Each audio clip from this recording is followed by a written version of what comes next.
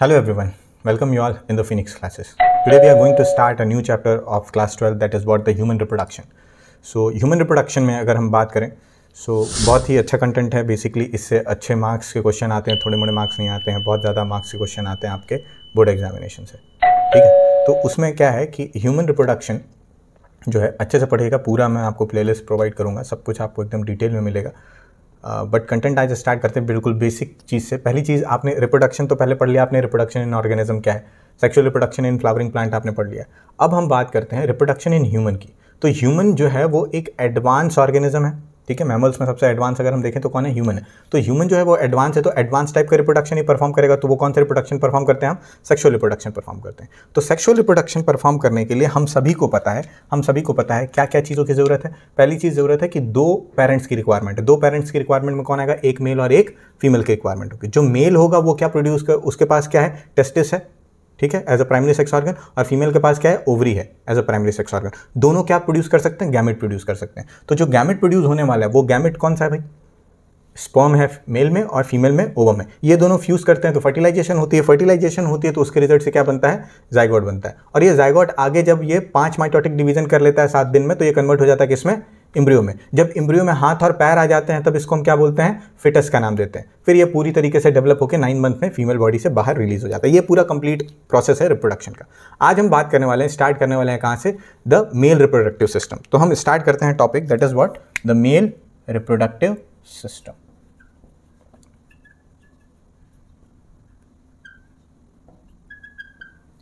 देखिए, हम जब भी यहाँ बात करें, हम मेल रिप्रोडक्टिव सिस्टम की बात करें या फीमेल रिप्रोडक्टिव सिस्टम की बात करें, हम पढ़ेंगे तो इसको 3 हेडिंग के अंदर पढ़ेंगे. पहली हेडिंग हमारी आती है प्राइमरी सेक्स ऑर्गन. पहली चीज़ क्या आती है भाई, प्राइमरी सेक्स ऑर्गन. ठीक है, दूसरा जो हेडिंग हम पढ़ेंगे that will be the secondary sex organ.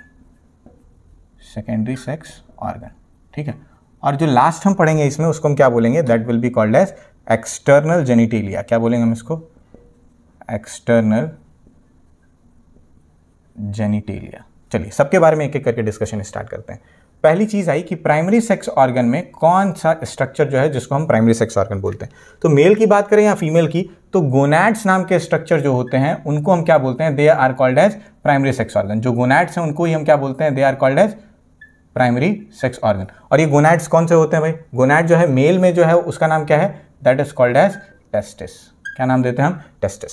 So testis is basically a primary sex organ, ठीक है, ऑफ द मेल बॉडी. और इस टेस्टिस का देखो 2 फंक्शन होता है, बेसिक 2 फंक्शन है. एक तो ये क्या प्रोड्यूस करेगा, गैमेट प्रोडक्शन करेगा. तो वो गैमेट कौन सा प्रोड्यूस करेगा, it will produce the sperm cell in the male. और एक साथ में ये क्या करता है, सेक्स हार्मोन प्रोड्यूस करता है. तो वो सेक्स हार्मोन का क्या नाम है, टेस्टोस्टेरॉन. क्या नाम है, ध्यान रखिएगा, testosterone is the sex hormone present in the male body. ठीक है, और ये कौन प्रोड्यूस करेगा, जो गोनैड है वही प्रोड्यूस करेगा. गोनैड कौन है यहाँ पे, टेस्टिस. टेस्टिस को हम क्या बोल रहे हैं, it is a primary sex organ. जो गोनैड्स होते हैं इन्हीं को प्राइमरी सेक्स ऑर्गन बोलते हैं, क्योंकि मेन काम क्या है, गैमेट प्रोड्यूस होना. और वो गैमेट कौन प्रोड्यूस कर रहा है, यही प्रोड्यूस कर रहा है, इसीलिए इसको हमने प्राइमरी सेक्स ऑर्गन बोला है. और क्या प्रोड्यूस किया, कौन सा गैमेट, स्पर्म. और सेक्स हार्मोन कौन सा, टेस्टोस्टेरॉन. बेसिकली इस स्पर्म का क्या काम क्या है, इसका काम है फर्टिलाइजेशन में. ठीक है, जाइगोट फॉर्मेशन यही करेगा. टेस्टोस्टेरॉन का काम क्या है, जब ये ऑर्गेनिज्म डेवलप हो रहा है खुद, तो उस समय इसकी बॉडी में जो है सेकेंडरी सेक्सुअल कैरेक्टर्स डेवलप होना या जो स्पर्म प्रोडक्शन वगैरह ये सारे प्रोसेसेस स्टार्ट करने हैं, तो टेस्टोस्टेरॉन की जरूरत पड़ती है, जो कि सेक्स हार्मोन है, जो कि मेल कैरेक्टरिस्टिक को ले आता है आफ्टर द प्यूबर्टी. तो उसके लिए रिस्पॉन्सिबिलिटी किसकी, टेस्टोस्टेरॉन की, जो वो भी कौन सिक्रीट कर रहा है, उसको भी टेस्टिस ही प्रोड्यूस कर रहा है. नेक्स्ट बात करते हैं हम सेकेंडरी सेक्स ऑर्गन में क्या क्या चीजें आती हैं. So secondary sex organ consist of 2 things. 2 चीजें आती हैं यहाँ पे सेकेंडरी सेक्स ऑर्गन. एक आता है आपका एक्सेसरी ग्लैंड और एक आता है एक्सेसरी डक्ट. तो हम पहले बात करते हैं किसकी, एक्सेसरी डक्ट्स की बात कर लेते हैं. एक्सेसरी डक्ट्स की बात कर लेते हैं. तो यहाँ पे हमारा पहला जो पॉइंट आ गया, ये क्या हमारा एक्सेसरी डक्ट है. एक्सेसरी डक्ट मतलब क्या हो गया, डक्ट्स मतलब क्या होता है, पाइपलाइन. मेन काम देखो कौन कर रहा है, प्राइमरी सेक्स ऑर्गन. तो सेकेंडरी सेक्स ऑर्गन जो भी होंगे वो एक्सेसरी होंगे, जो एक्स्ट्रा में है, जो कि साथ में इसके काम करने वाले हैं. ठीक है, इसीलिए एक्सेसरी नाम दिया. और डक्ट्स क्यों बोला, क्योंकि ये पाइपलाइन है, इसमें सिर्फ जो है वो स्पर्म वगैरह मूव करेगा. ठीक है, इसके अंदर कोई सिक्रीशन नहीं होना है, इसीलिए डक्ट का नाम दिया.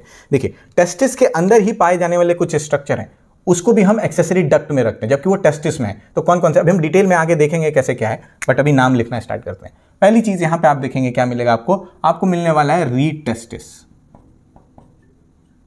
देखेंगे ये क्या है आगे चल के. ठीक है, रीड टेस्टिस जो है ये ओपन होता है किसमें, इट ओपन्स इनटू द वास इफरेंशिया. ये वास इफ्रेंशिया जो है वो ओपन होता है किसमें, इपीडिडाइमिस में। नाम याद करने में भी परेशानी होगी बट आगे सब कुछ एकदम क्लियर कट समझ में आ जाएगा क्या है। इपीडिडाइमिस में ओपन हो रहा है। अब ये इपीडिडाइमिस आगे चल के ओपन होता है किसमें, वास डिफरेंस में। और ये जो वास डिफरेंस है इसी को हम बोलते हैं क्या, it is only called as sperm duct. ठीक है, ये सब के सब स्ट्रक्चर क्या है, हमारे एक्सेसरी डक्ट में आते हैं।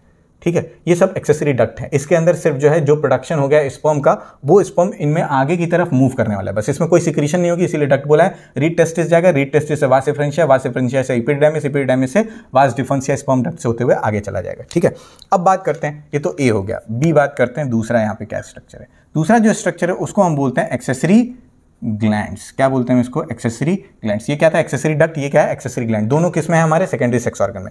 अच्छा, ग्लैंड नाम दिया, इस बार डक्ट नहीं बोला, ग्लैंड मतलब कुछ ना कुछ सिक्रीशन करेंगे, इसीलिए ग्लैंड का नाम दिया। अब ये ग्लैंड कौन कौन से हैं, देखिए पहला जो ग्लैंड यहाँ पे अवेलेबल है, जैसे ही स्पर्म डक्ट से आगे बात बढ़ेगी वो जाता कहाँ है, उसके बाद सेमाइनल वेसिकल में।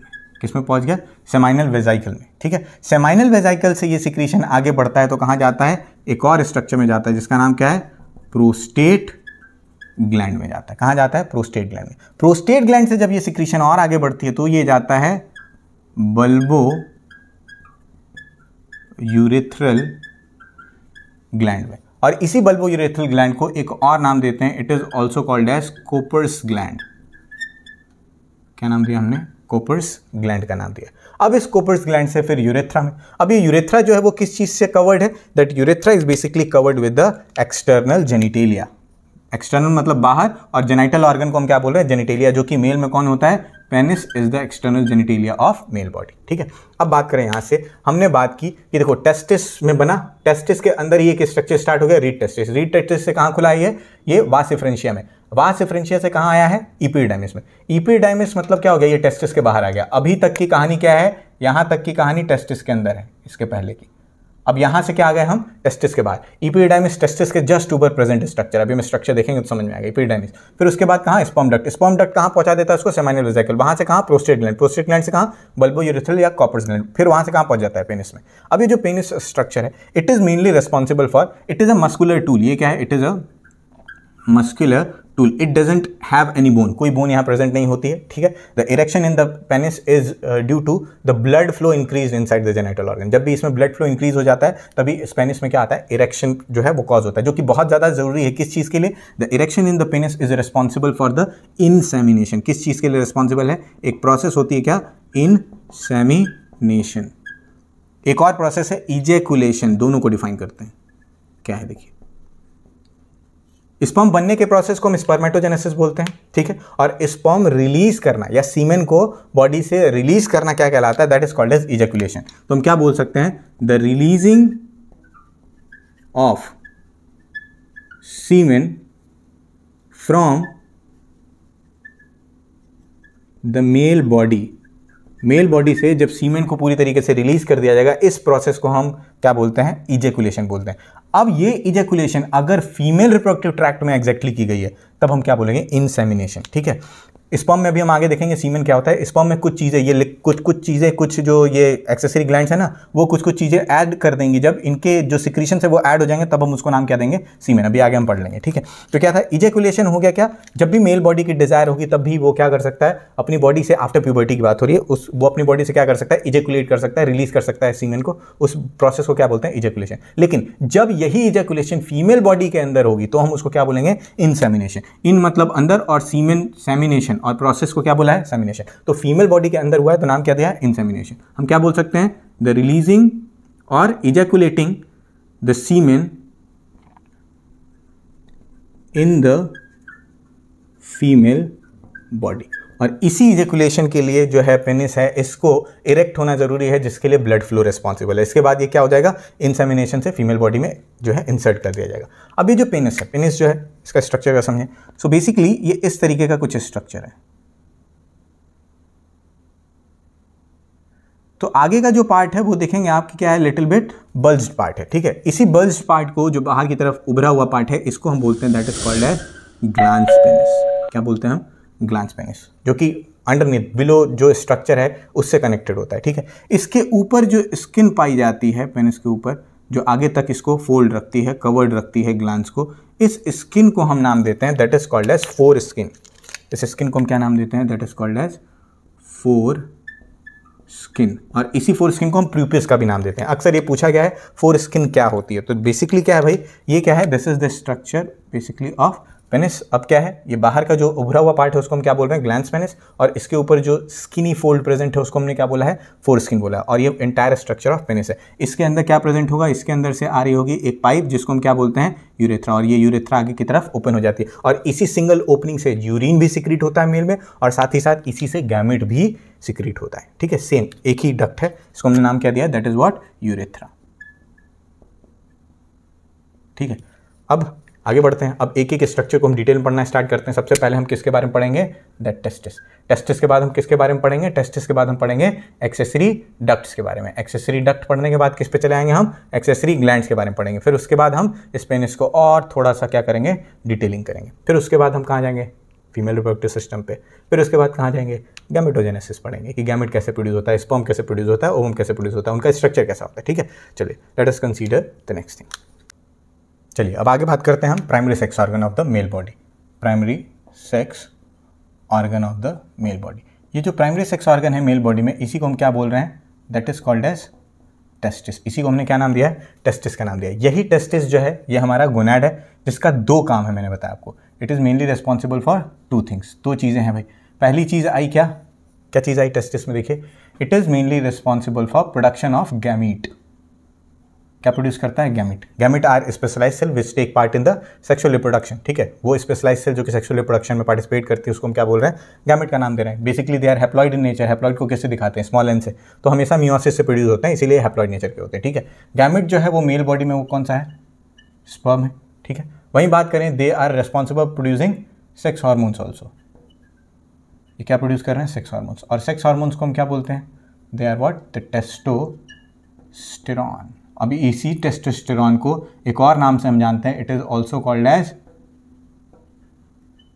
एंड्रोजन। एंड्रोजन बोले या टेस्टोस्टेरॉन एक ही बात है। आपने अगर sexual reproduction in flowering plant पढ़ा है तो वहाँ आपने पढ़ा होगा कि एंड्रोसियम जो है वो जो मेल रिप्रोडक्टिव पार्ट है फ्लावर का उसको बोलते हैं। तो एंड्रोसियम से ही वर्ड आया क्या? एंड्रोजन। ठीक है, तो मेल के लिए हमने ये कंसीडर कर लिया। नेक्स्ट, अब इसके बाद बात आती है भाई, टेस्टिस जो है ये अपने आप में ये एक स्किनी फोल्ड के अंदर प्रेजेंट होता है, जिसको हम क्या बोलते हैं? स्क्रोटम। पहले हम टेस्टिस की जनरल नॉलेज ले लेते हैं। तो testis is oval in shape. कैसा है भाई? ओवल शेप में है। इसकी लेंथ अगर बात करें तो कितनी होती है? Length is about 4 to 5 centimetre. ठीक है, और वहीं हम बात करें इसकी विड्थ कितनी होती है? It's width is about 2 to 3 centimetre.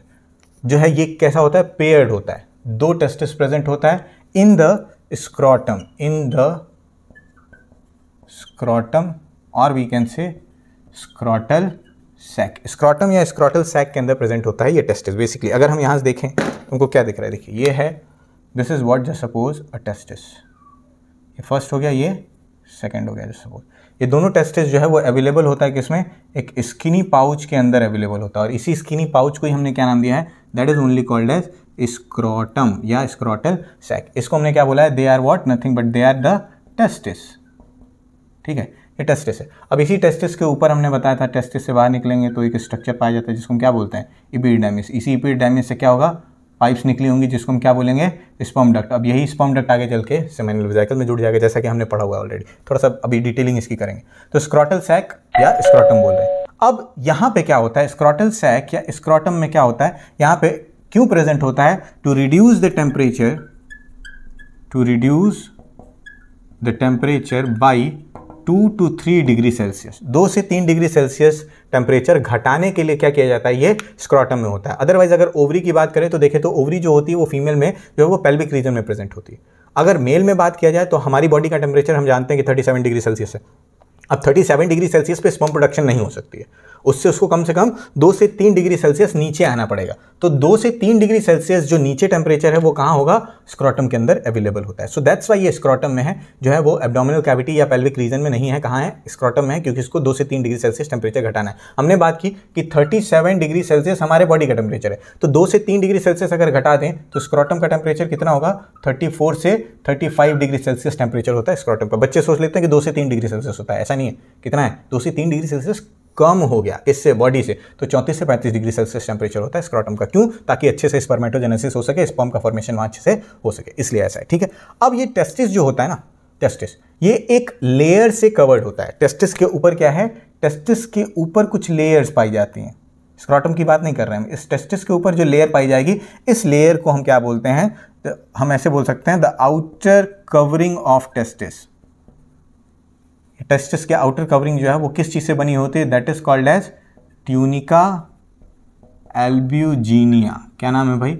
Tunica albuginea. नाम याद रखिएगा, बच्चे अक्सर भूल जाते हैं। So outer covering of the testis is called as tunica albuginea. फिर से देखें, टेस्टिस जो है उसका मेन काम क्या है? गैमेट प्रोड्यूस करना और सेक्स हार्मोन प्रोड्यूस करना। इसकी शेप कैसी होती है? ओवल शेप की होती है, हमको दिखाई दे रहा है। इसकी विड्थ अगर बात करें, विड्थ जो है वो 2 से 3 सेंटीमीटर है, और इसकी लेंथ अगर बात करें तो कितनी है? 4 से 5 सेंटीमीटर की होती है। ठीक है, नेक्स्ट, ये किसके अंदर प्रेजेंट है? देखिए तो स्क्रॉटम के अंदर या स्क्रॉटल सैक के अंदर प्रेजेंट है, जिसका टेम्परेचर बॉडी टेम्परेचर के कंपेरिजन में 2 से 3 डिग्री सेल्सियस कम होता है। हमारी बॉडी का टेम्परेचर कितना है? 37 डिग्री सेल्सियस। तो इसके अंदर कितना होगा? 2 से 3 इससे घटा दें, मतलब 34 से 35 डिग्री सेल्सियस होता है। अगर हम बात करें इसी टेस्टिस की जो आउटर कवरिंग है, टेस्टिस के आउटर कवरिंग की बात हो रही है, टेस्टिस की जो आउटर कवरिंग है, इसको हमने नाम दिया है क्या? That outer covering is called as tunica albuginea. ठीक है, यहां तक की बात हो गई। अब इसके बाद हम बात करते हैं कि टेस्टिस के अंदर क्या क्या प्रेजेंट होता है। ठीक है, थोड़ा सा भी देख ही लेते हैं। क्या अभी बात आई कि टेस्टिस के अंदर कुछ स्ट्रक्चर्स पाए जाते हैं जिसको हम बोलते हैं टेस्टिकुलर लोब्यूल्स। क्या नाम देते हैं हम? लोब्यूल्स। टेस्टिकुलर लोब्यूल्स का नाम दे रहे हैं। अब ये टेस्टिकुलर लोब्यूल्स जो हैं वो एक टेस्टिस में लगभग 250 पाए जाते हैं। कितने पाए जाते हैं? इसी में 250 टेस्टिकुलर लोब्यूल्स पाए जाएंगे। ऐसे होंगे लोब्यूल्स, लोब्स होंगे। ठीक है, तो ये लोब्यूल्स कितने होंगे? 250 लोब्यूल्स पाए जाएंगे। इन्हीं टेस्टिकुलर लोब्यूल्स के अंदर पाया जाता है एक स्ट्रक्चर जिसको हम बोलते हैं सेमिनिफेरस टिब्यूल। क्या नाम देते हैं हम? Seminiferous tubules. ठीक है, तो ये सेमिनिफेरस टिब्यूल एक टेस्टिकुलर लोब्यूल के अंदर 1 से लेकर के 3 सेमिनिफेरस टिब्यूल होते हैं। कहीं 1 होगा, किसी में 3 होगा। मान लेते हैं ये हमारा जो है एक हो गया क्या? Testicular lobule. ये हमने बना लिया, ये एक टेस्टिकुलर लोब्यूल है, इसको बड़ा कर लिया हमने बाहर। इस एक टेस्टिकुलर लोब्यूल के अंदर जो होगा वो कितने सेमिनिफेरस टिब्यूल पाए जाएंगे?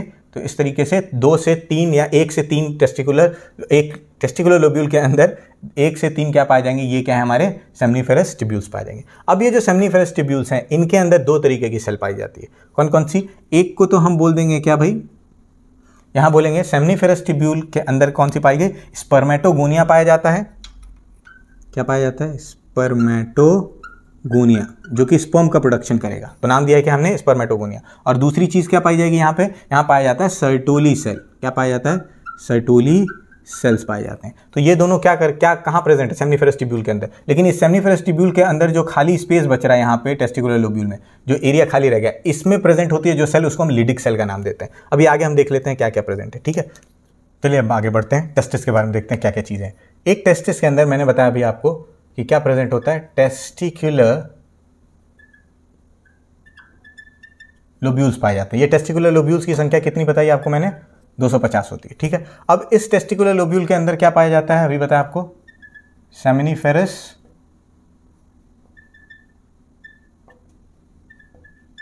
टिब्यूल्स पाए जाते हैं। क्या पाए जाते हैं? सेमिनिफेरस टिब्यूल्स पाए जाते हैं। ये सेमिनिफेरस टिब्यूल की संख्या कितनी होगी? It will be 500 to 750 approx, क्योंकि 1 से 3 एक में पाया जाता है, तो 250 ये, तो अगर 3 पाया गया तो 750, ऑन एन एवरेज अगर 2 लेके चलते हैं तो 500 के आसपास होगा। ठीक है, तो अब ये हो गया कि इसके अंदर 1 से 3 क्या प्रेजेंट है? सेमिनिफेरस टिब्यूल प्रेजेंट है। ये सेमिनिफेरस टिब्यूल जो है, इसके बारे में अभी आपको बताया मैंने कि मान लेते हैं ऐसा, अगर देखते हैं हम, ये पूरा एरिया हम मान लेते हैं क्या है? दिस इज व्हाट, ये हमारा हो गया क्या? हमारा हो गया ये टेस्टिकुलर लोब्यूल। ये क्या है? हमारा टेस्टिकुलर लोब्यूल है। एक टेस्टिकुलर लोब्यूल के अंदर मैंने बताया 2 से 3 क्या पाए जाते हैं? सेमिनिफेरस टिब्यूल्स पाए जाते हैं। 2 से 3 हो गए सेमिनिफेरस टिब्यूल। इस सेमिनिफेरस टिब्यूल के अंदर ट्रायंगुलर शेप के कुछ स्ट्रक्चर्स पाए जाएंगे। ये ऐसे ट्रायंगुलर शेप के कुछ स्ट्रक्चर्स पाए जाएंगे। ठीक है,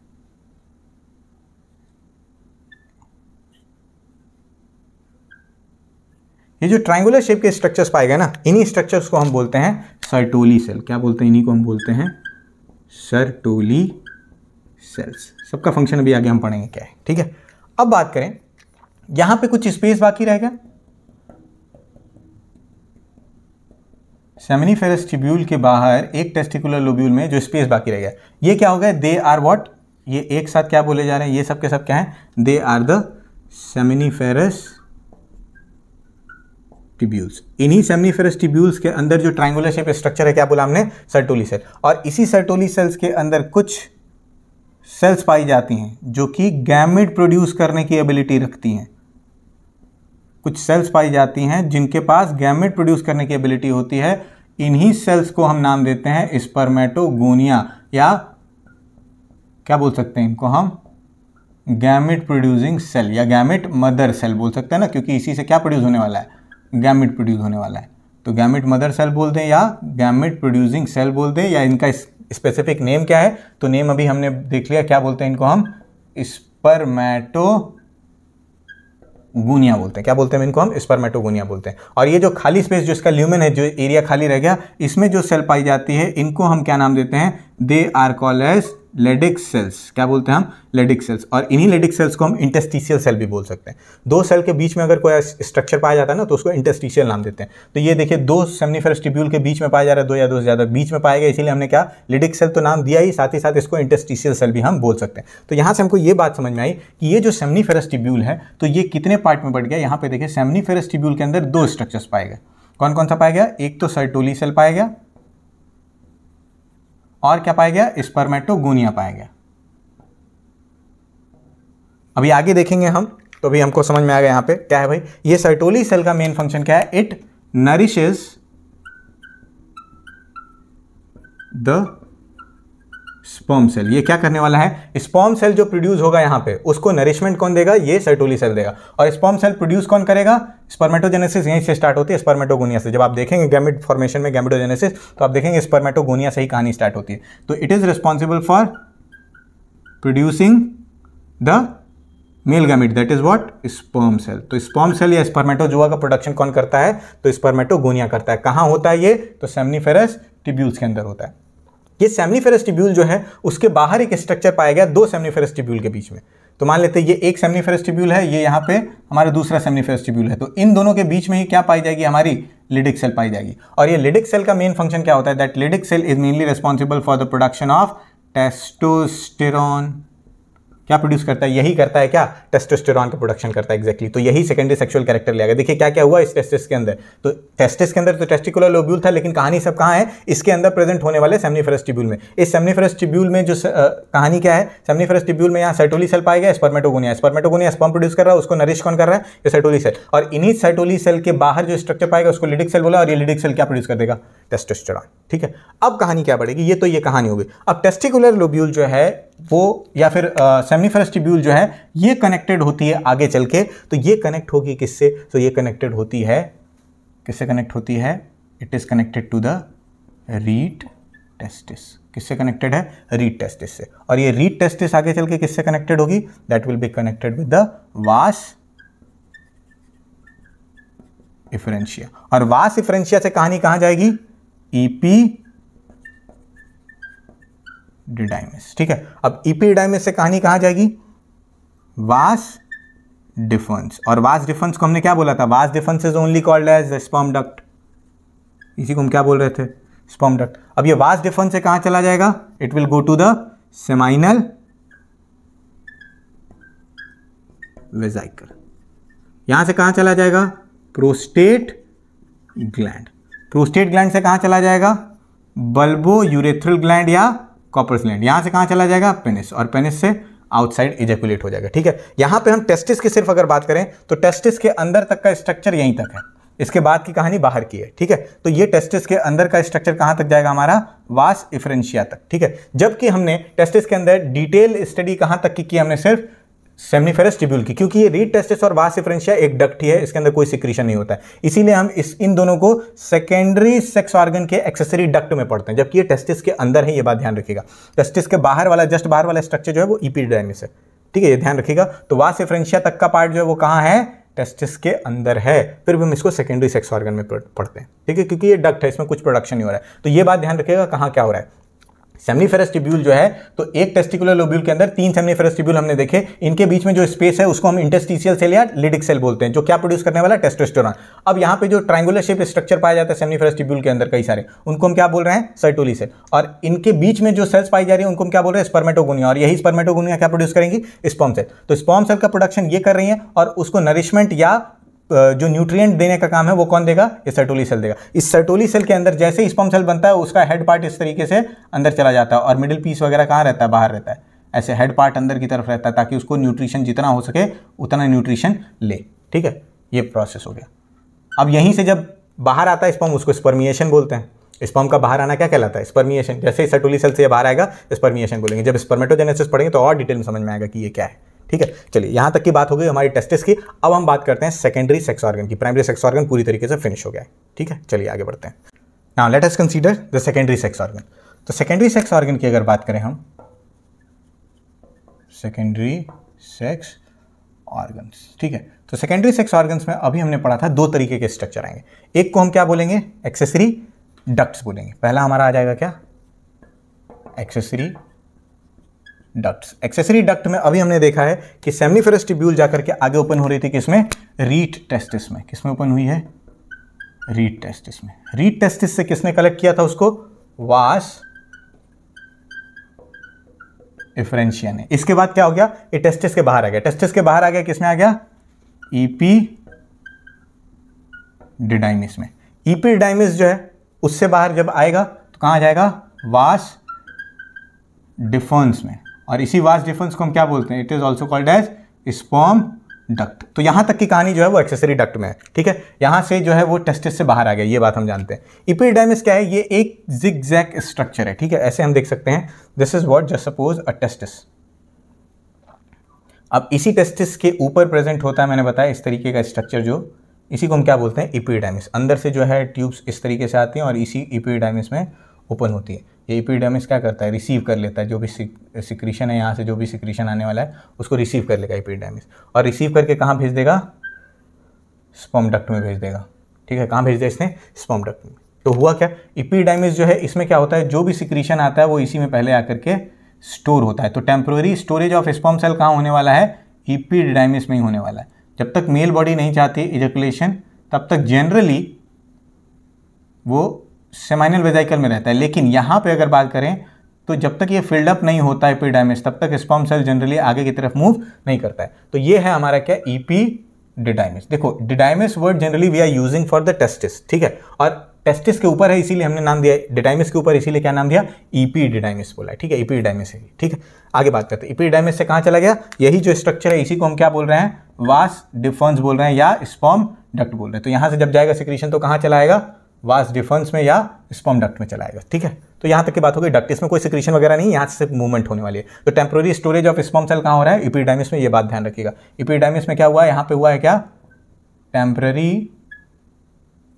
temporary storage of sperm cell कहाँ हुआ है, इपीडिडाइमिस में। इसके बाद बात करें सेकंड जो यहाँ पे स्ट्रक्चर आता है सेकेंडरी सेक्स ऑर्गन में, उसको हमने क्या बोला था, एक्सेसरी ग्लैंड का नाम दिया था। और इस एक्सेसरी ग्लैंड में कौन कौन से स्ट्रक्चर आए थे, सबसे पहला स्ट्रक्चर आया था क्या हमारा, सेमाइनल वेसिकल या वेजाइकल। ठीक है, सेमाइनल वेसिकल जो है ये क्या सिक्रीट करता है, इट एड्स सम म्यूकस। क्या ऐड करता है, ये म्यूकस ऐड करता है उस स्पर्म में। स्पर्म पहुंच गया कहां पे, इसके बाद आगे बढ़ता है तो कहां पहुंच जाता है, स्पर्म डक्ट से वो सेमाइनल वेजाइकल में आता है। सेमाइनल वेजाइकल में लंबे समय तक स्पर्म रुकता है। वहां क्या ऐड किया जा रहा है, म्यूकस ऐड किया जा रहा है। साथ में ऐड किया जाता है वहां पे एल्केलाइन फ्लूइड ऐड किया जाता है। क्या ऐड किया जाता है, एल्केलाइन फ्लूइड। और इसी एल्केलाइन फ्लूइड के अंदर प्रेजेंट होता है क्या, fructose, which provide energy to the sperm cell, जिसकी वजह से क्या मिल पाता है, इसी फ्रक्टोज की वजह से क्या मिल पाता है, एनर्जी मिल पाती है स्पर्म सेल को ताकि वो स्विम कर सके। ठीक है, आगे की तरफ बढ़ सके। ठीक है, तो बेसिकली क्या है, सेमाइनल वेजाइकल जो है वो कितने अवेलेबल होते हैं मेल बॉडी में, सो 2 अवेलेबल हैं, 2 सेमाइनल वेजाइकल हैं। ये क्या होगा, स्पर्म डक्ट जाकर के ओपन होता है सेमाइनल वेजाइकल के अंदर। अब ये डक्ट लाइक स्ट्रक्चर है, सॉरी ग्लैंड लाइक स्ट्रक्चर है, जिसके अंदर जाके स्पर्म सेल लंबे समय तक रहता है। इसने लुब्रिकेटिंग मटेरियल ऐड किया क्या, म्यूकस, और एल्केलाइन लिक्विड ऐड कर दिया है। ठीक है, तो इसी के अंदर, इस एल्केलाइन लिक्विड के अंदर प्रेजेंट है क्या, फ्रक्टोज। और ये फ्रक्टोज एनर्जी देगा, सिंपल सी बात है, फ्रक्टोज एक कार्बोहाइड्रेट है तो एनर्जी देने का काम करेगा। ठीक है, अब ये एल्केलाइन फ्लूइड जो है ना बहुत इंपॉर्टेंट चीज है भाई। अब ये एल्केलाइन फ्लूइड जो है यही ऐड जब हो जाता है स्पर्म में, तो स्पर्म को हम सीमेन बोलते हैं। तो सीमेन क्या है भाई? When the sperm is present with the alkaline fluid then it is called as semen. Semen कब बोल रहे हैं हम? जब स्पर्म में अल्कलाइन फ्लूइड है। तो सिंपल सी बात, अल्कलाइन फ्लूइड यहाँ इसने ऐड कर दिया और यहाँ से ऑलरेडी ये स्पर्म जो है वो आ रहा है टेस्टिस के थ्रू, ये स्पर्म डक्ट से होते हुए, तो दोनों चीजें मिल जाएंगी, तो यहीं पे सीमेन बनता है। तो सीमेन बनता है तो ये एक ऐसा वेजाइकल है जहां सीमेन बन रहा है, इसीलिए इसका नाम क्या दिया है? सेमाइनल वेजाइकल। सीमेन बना इसीलिए सेमाइनल वेजाइकल बोलते हैं, ठीक है। लेकिन सीमेन में अभी और भी चीजें ऐड होती हैं, ऐसा नहीं है कि इतने पे ही सीमेन हो गया अल्कलाइन फ्लूइड, अभी सीमेन में प्रोस्टेट ग्लैंड भी कुछ ऐड करता है। तो इसके बाद वाला जो स्ट्रक्चर है उसको हम क्या बोलते हैं? That is called as prostate gland, ठीक है। प्रोस्टेट ग्लैंड, आप समझते हैं प्रोस्टेट ग्लैंड क्या है? ये वो ग्लैंड है जो क्या करता है? It is responsible for adding citric acid. क्या ऐड कर रहा है? सिट्रिक एसिड ऐड कर रहा है। साथ ही साथ क्या ऐड करता है सिट्रिक एसिड के साथ? It adds some lipids and some enzymes. क्या ऐड कर रहा है? लिपिड ऐड कर रहा है, सिट्रिक एसिड ऐड कर रहा है और एंजाइम ऐड कर रहा है। ये सब बहुत ज़्यादा इंपॉर्टेंट है सीमेन में। अगर ये नहीं होगा तो फर्टिलाइजेशन अच्छे से नहीं हो सकती। तो ये बहुत ज़्यादा कंस्टिट्यूएंट रखते हैं आपके सीमेन के, ठीक है। तो 10% ही स्पर्म होता है, बाकी सारी चीज़ें अलग होती हैं, आगे के लेक्चर्स में हम पढ़ेंगे। तो सिट्रिक एसिड, लिपिड और सम एंजाइम्स का प्रोडक्शन कर रही है कौन? Prostate gland. और ये सीमेन में इसको भी ऐड कर दिया जाता है प्रोस्टेट ग्लैंड के द्वारा। मेल बॉडी में लगभग 30 से लेकर के 50 प्रोस्टेट ग्लैंड होते हैं। जनरली एक्यूमुलेशन उनका दो ही तरफ होता है, तो हम दो जो है एनसीईआरटी दिखाती है तो उससे मत समझिएगा कि दो ही होता है, 30 से 50 लगभग प्रोस्टेट ग्लैंड होते हैं। सिट्रिक एसिड, लिपिड और एंजाइम का प्रोडक्शन हो गया and it is mainly responsible for providing swim. The sperm can swim due to the secretion of the prostate gland. तो स्विमिंग वाली पावर जो है वो आ जाती है प्रोस्टेट ग्लैंड के सिक्रीशन की वजह से। इसके बाद जो लास्ट ग्लैंड है वो कौन सी है यहाँ पे? बल्बो यूरेथ्रल ग्लैंड या कोपर्स ग्लैंड। क्या नाम बताया मैंने? बल्बो यूरेथ्रल ग्लैंड, या इसी को हम क्या बोलते हैं? कोपर्स ग्लैंड, ठीक है। तो ये बल्बो यूरेथ्रल ग्लैंड या कोपर्स ग्लैंड जो है, इसका काम क्या है? It adds the lubricating material in the genital organ और द सीमेन। दोनों में ऐड करता है, सीमेन में भी और जेनाइटल ऑर्गन में भी। क्या ऐड कर रहा है? Lubricating material. और ये ल्यूब्रिकेटिंग मटेरियल कुछ और नहीं, क्या है? ये म्यूकस है। तो ये म्यूकस ऐड करता है ताकि वो फ्रिक्शन रिड्यूस हो सके। जब भी इंसेमिनेशन हो रहा है, सेक्सुअल इंटरकोर्स हो रहा है मेल एंड फीमेल बॉडी में, तो वहाँ पे कुछ फ्रिक्शन कॉज ना हो और स्मूथली जो प्रोसेस है वो कंप्लीट हो जाए। तो ये लुब्रिकेटिंग मटेरियल सिक्रेट करता है कौन? ये बल्बो यूरेथ्रल ग्लैंड या कोपर्स ग्लैंड। कहाँ? जेनाइटल ऑर्गन में और सीमेन में भी ऐड करता है, ठीक है। तो पेनिस हमने ऑलरेडी पढ़ लिया। That is the muscular tool which is responsible for the insemination. Insemination क्या था? द रिलीजिंग ऑफ और the ejaculating the semen inside the female body. उस प्रोसेस को हम इंसेमिनेशन बोल रहे थे। हमने पढ़ा था डिजिटल एंड ऑफ पेनिस जो होता है उसको हम क्या बोलते हैं? ग्लैंस पेनिस बोलते हैं। उसके ऊपर जो स्किन कवर्ड होती है उसको हम फोर स्किन या प्रूपिस बोलते हैं। यहाँ हमने देखा सेकेंडरी सेक्स ऑर्गन, जिसमें हमने पढ़ा क्या कि जैसे ही सेमनीफेरस ट्यूब्यूल से सिक्रीशन आता है वो कहाँ पहुँचता है? रीड टेस्टिस में, रीड टेस्टिस से वास डिफरेंशिया, वास डिफरेंशिया से एपिडिडाइमिस, एपिडिडाइमिस से स्पर्म डक्ट, स्पर्म डक्ट से कहाँ चला है? ग्लैंड में। कौन से? Seminal vesicle. सेमाइनल वेसिकल से कहाँ जाता है? Prostate gland. प्रोस्टेट ग्लैंड से बल्बो यूरेथ्रल ग्लैंड। यहाँ से कहाँ? पेनिस में आ जाएगा। पेनिस के यूरेथ्रा से फिर बाहर इजैकुलेट हो जाएगा, ठीक है। तो हमने पूरा entire male reproductive system complete कर लिया है। चलिए, so till then thank you so much, have a nice day ahead. पढ़ते रहिए, तैयारी करिए। My name is Shubham, thanks for watching.